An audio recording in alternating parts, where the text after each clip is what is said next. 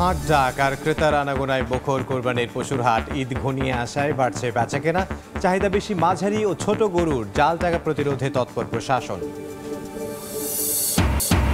এবং আরও একটি মাদার ভ্যাসেলের মালিকানা পেল বাংলাদেশ। শততম জাহাজে কর্মসংস্থান হবে দেশীয় নাবিকদের। আমদানি রপ্তানি বাড়ার আশা।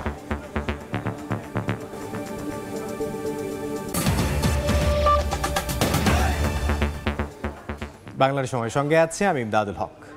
হাট ডাক আর ক্রেতার আনাগোনায় বেচাকেনার আমেজ সারা দেশের পশুর হাটে। এবারও মাঝারি ও ছোট গরুর চাহিদা বেশি, আর দর কষাকষিতে আটকে আছে বড় পশু বিক্রি। আমরা এই বিষয়ে বিস্তারিত জানবো। রংপুরের লালবাগ হাটে আছেন সহকর্মী আব্দুর রশিদ জীবন। আমরা সরাসরি তার কাছে যাব।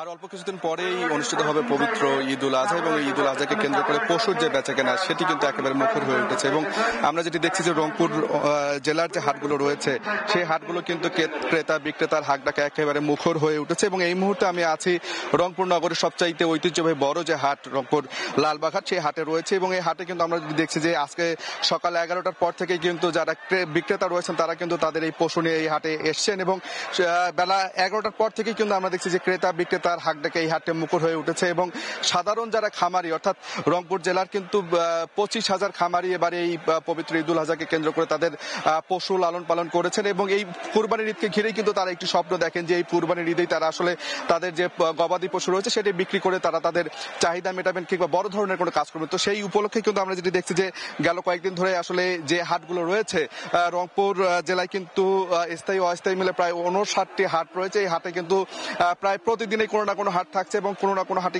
সব হাটে কিন্তু আসলে পশু বেচা কেনা চলছে। এবং এই মুহূর্তে যদি দামের কথা বলি, দাম নিয়ে কিন্তু ক্রেতা এবং বিক্রেতা দুপক্ষের মধ্যে কিন্তু একটি মিশ্র প্রতিক্রিয়া রয়েছে। প্রথমে যদি ক্রেতার কথা বলি, ক্রেতারা কিন্তু বলছেন যে গত বছর থেকে এবার সব ধরনের গরুতে আসলে 30 থেকে 35,000 টাকা করে তারা বেশি দাম দিয়ে কেনার কথা বলছেন। এবং তারা যেটি বলছেন যে গত বছর যে গরু আসলে 1 লাখ টাকা দিয়ে তারা কিনতে পেরেছেন, এবছর তারা আসলে সেই গরুটি কিনতে প্রায় 1,20,000 অথবা 1,30,000 টাকা তাদেরকে আসলে গুনতে হচ্ছে।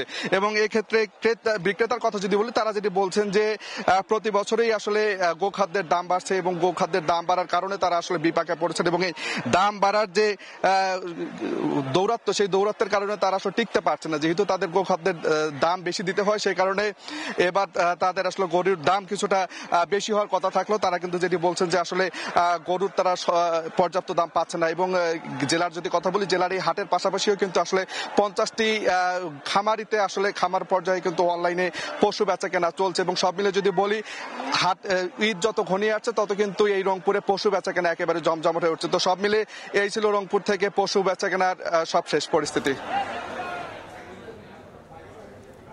রংপুর থেকে আব্দুর রশিদ জীবন।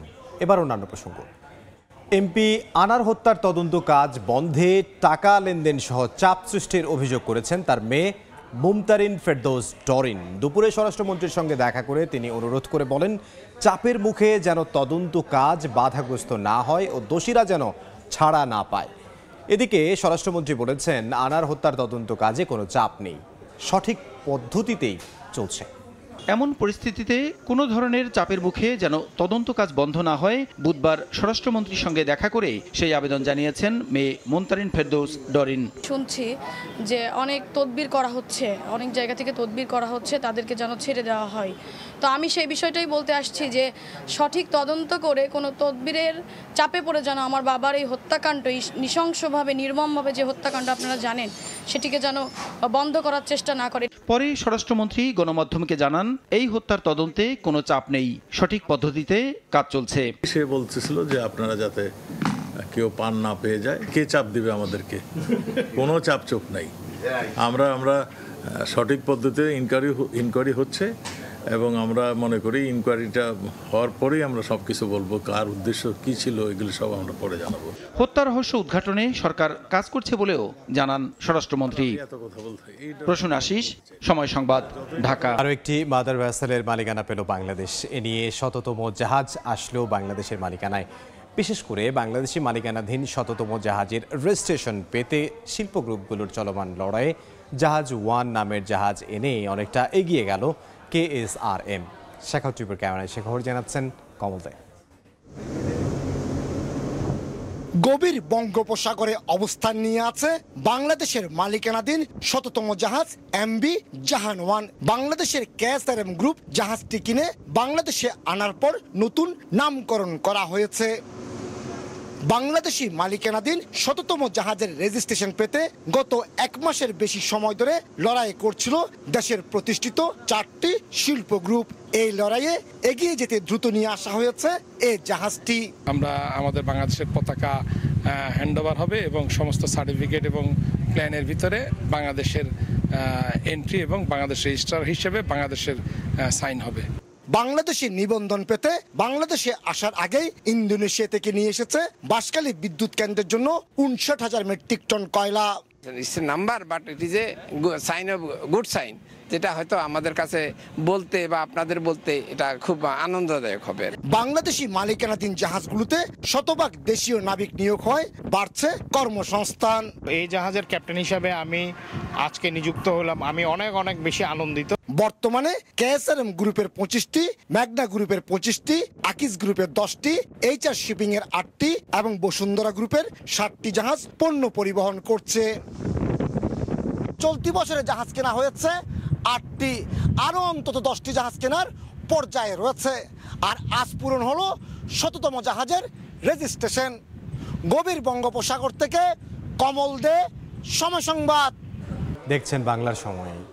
আধুনিক ও যুগোপযোগী প্রশিক্ষণের মাধ্যমে একবিংশ শতাব্দীর চ্যালেঞ্জ মোকাবিলায় বাংলাদেশ সেনাবাহিনীর অগ্রগতি অব্যাহত রাখার আহ্বান জানান সেনাপ্রধান জেনারেল SM শফিউদ্দিন আহমেদ। সকালে টাঙ্গাইলের ঘাটাইল শহীদ সালাউদ্দিন সেনানিবাসে সেনাপ্রধানের বিদায়ী দরবার অনুষ্ঠানে তিনি কথা বলেন। এর আগে তাকে স্বাগত জানান ১৯ পদাতিক ডিভিশনের GOC major general Hossain Mohammad Musihur Rahman ও ঘাটাইল এরিয়া কমান্ডার। বাংলাদেশ সেনাবাহিনীকে জাতির গর্ব হিসেবে প্রতিষ্ঠিত রাখার দৃঢ় প্রত্যয়ে সকলকে সম্মিলিতভাবে কাজ করায় সন্তোষ প্রকাশ করেন সেনাপ্রধান।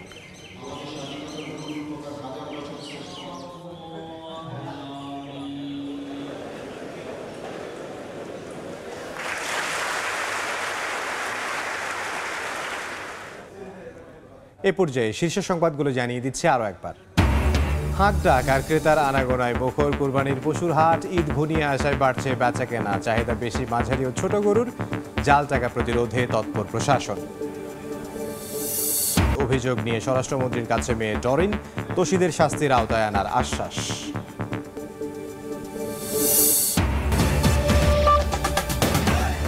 এই ছিল বাংলার সময়। সন্ধ্যার সময় সঙ্গে থাকবেন সহকর্মী ওমর ইনান। ধন্যবাদ। সন্ধ্যার সময় নিয়ে ফিরছে কিছুক্ষণ পর, সঙ্গে থাকুন সময়ে।